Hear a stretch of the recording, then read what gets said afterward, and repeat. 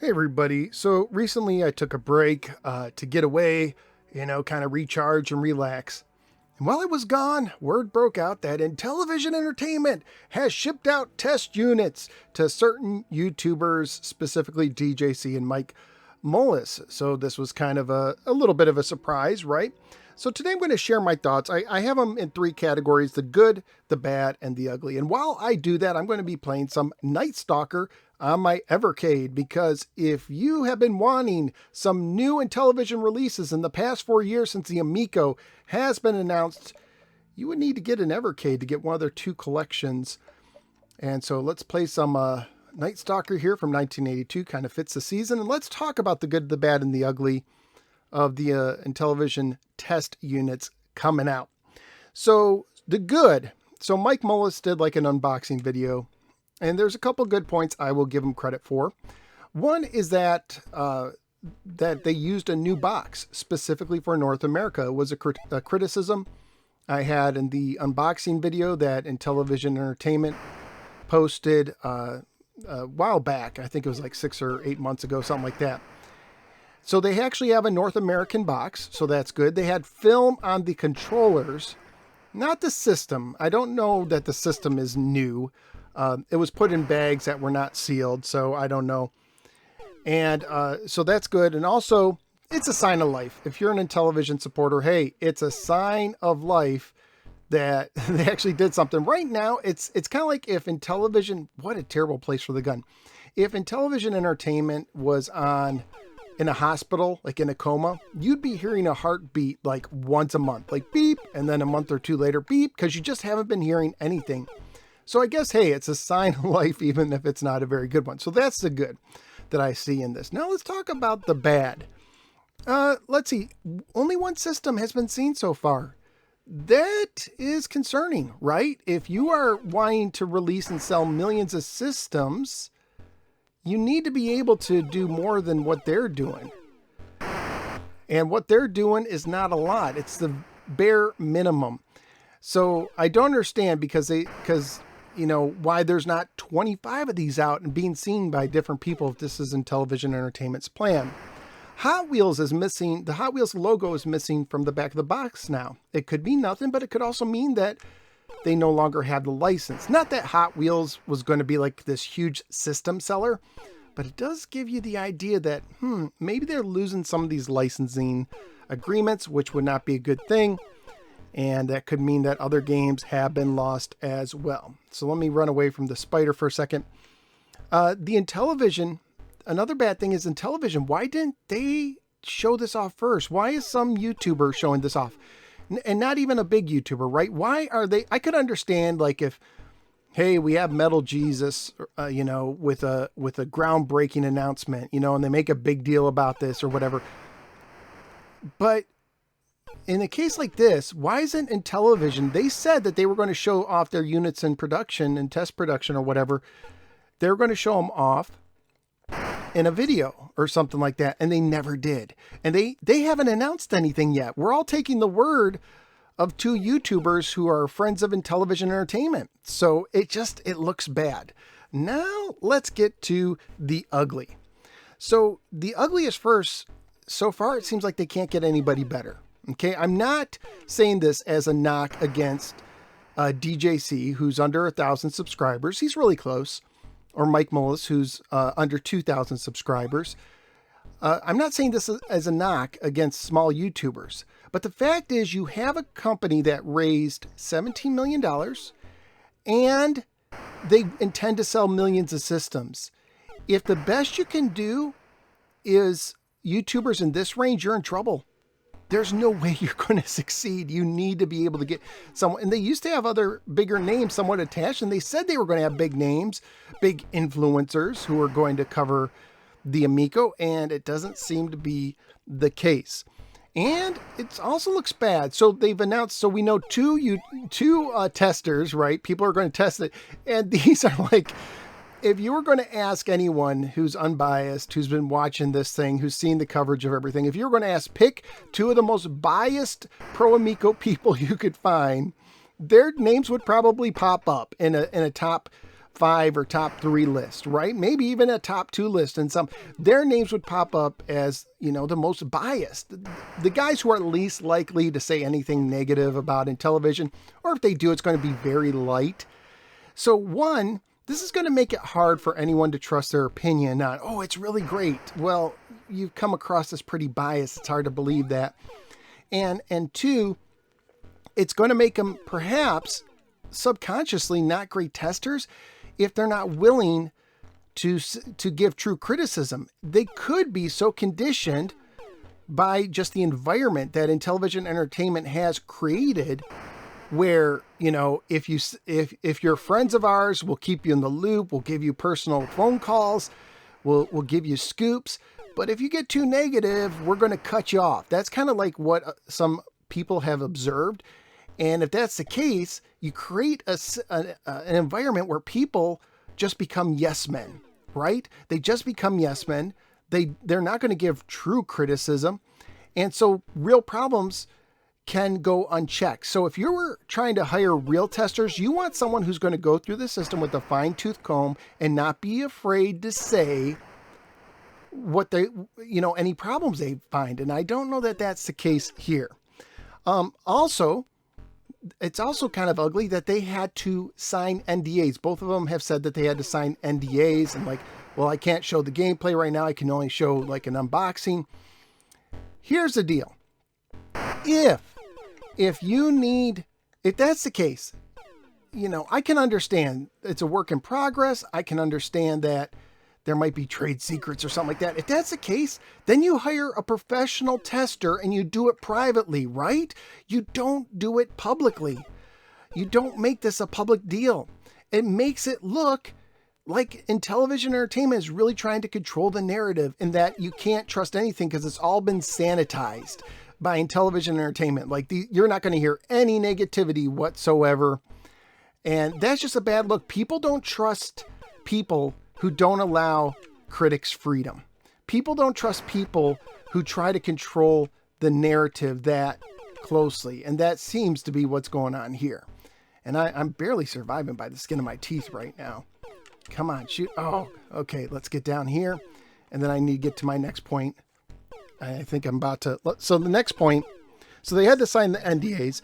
This to me kind of gives the appearance, what most people believe is that Intellivision, it really does look like Intellivision Entertainment is out of money, which is needed if you're going to, do a mass manufacturing production run of a video game system. Just the fact that they don't have professional QA testers. Friend of the show, Gatoroos, has been keeping track of who is still, publicly saying that they're employed by Intellivision, and the numbers are down to the bare bones. There's no QA people, quality assurance people, testers that we know of. They used to have them, but now they don't, it appears. We don't even know if they have office space anymore. All their offices seem to be closed. If you don't have money, you don't have a system. It's that simple. Even, it was funny, I saw the video that Mike Moles did of the unboxing, and the box he took it out of.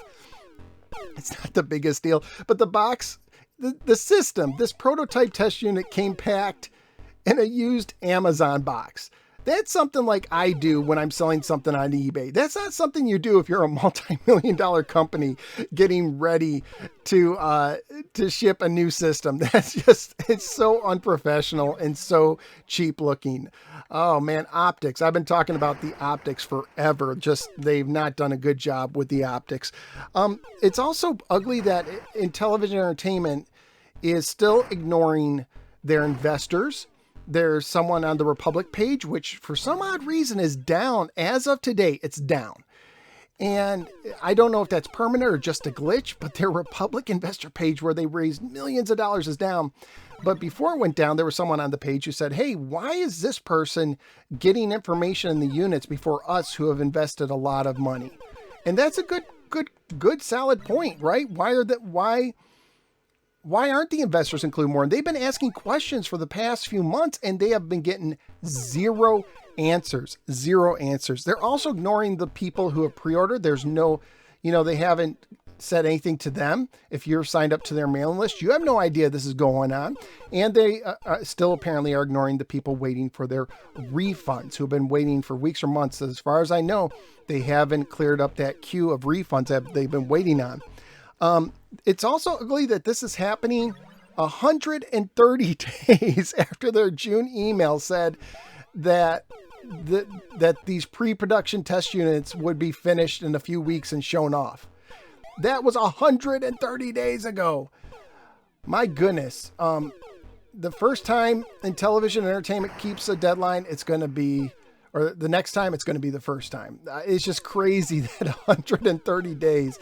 You can't trust this company when it comes to dates or just about anything else, honestly. And it's also ugly that they are still in the prototype stage 4 years. Now, these are clearly prototypes. How do we know they're prototypes? Well, first of all, I think Mike said that they're test units, that they're still in development. So that makes it a prototype. No matter what else, no matter what word you want to call it, it's a prototype. And what else? So 2 years after their original launch date, they've raised $17 million. And it's still in the prototype stage. We also know it's a prototype because it's in black. And if you go on their website to order a system today, you can't order black because it's not going to be available at launch anymore. Wood grain is going to be. And when they did an email showing off their pilot plastics, what color was it? It was the wood grain edition. And so clearly these are still in the prototype stage, which means they haven't entered production yet. And I highly doubt these came from a factory, because if it came from a factory and wasn't hand built, it would probably be in the wood grain, which is what they're going to do their first run. Their first runs are going to be wood grain in the Purple Galaxy, apparently. So if it's still in a prototype stage, which it is, that's just crazy.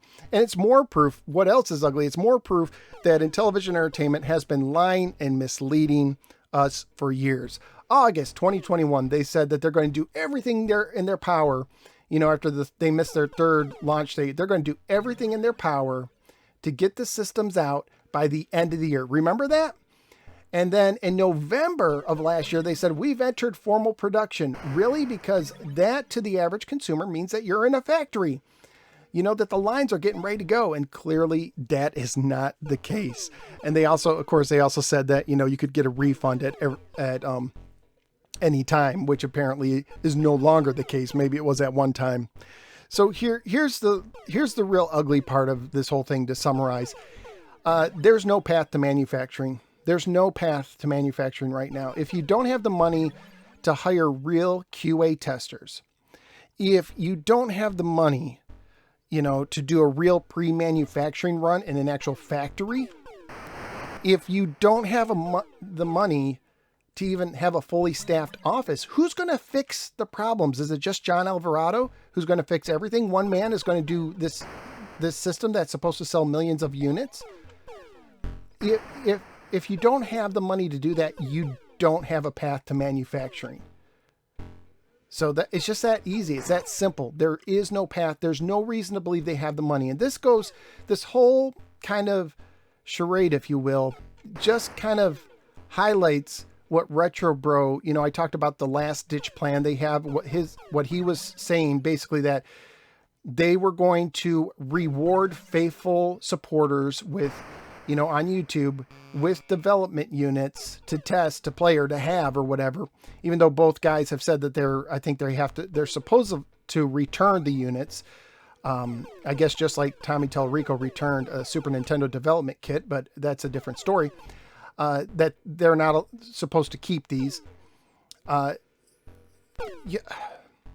that they were basically going to do this to try to attract an investor. And if all you can get is these smaller YouTubers, any investor worth their salt is going to run away from this very, very fast. It's just this whole idea like, hey, here's our last ditch plan. We're going to get 2 YouTubers who have, less than 30 or 3,000 subscribers combined. Somehow we're going to use their videos to attract some investor who doesn't, if this is the case, they need millions and millions of dollars, and it's just not going to happen.